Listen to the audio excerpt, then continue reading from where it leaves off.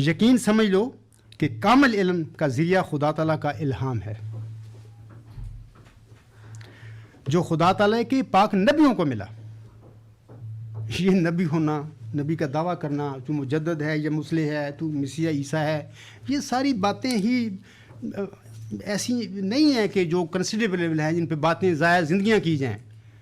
خدا کا مسیح فرما رہا ہے کہ خدا کا علم خدا کے الہام کے ساتھ ملتا ہے، اور خدا کو پاک نبیوں کو ملتا ہے۔ وہ کہہ رہے ہیں، میرا تو کوئی دعویٰ نہیں میں ایسے کرتا ہے کہ میں نبیوں میں بحث میں پڑھوں، لیکن یہ ایک الگ بات ہے، کسی وقت میں سوال جواب میں بتاؤں گا۔ کچھ لوگوں کے یہ سوال ہے کہ کیا غفار رسول ہے، یہ وہ ہر میرا صاحب فرماتے ہیں کہ جتنے مجددین محدثین آئے ہیں وہ بھی مرسلوں میں شامل ہیں۔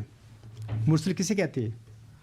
رسول ہوتا ہے، اپنے پاس سے تو نہیں آتے وہ لوگ، خدا کھڑے کرتا ہے تو وہ ان کو میسیج دیتا ہے، تو اس کا کام کر رہے ہوتے ہیں دنیا میں۔ تو جو خدا کا کام جو اس کو سپرد کیا جاتا ہے وہ انجام لاتا ہے، تو کیا رسول نہیں ہے وہ؟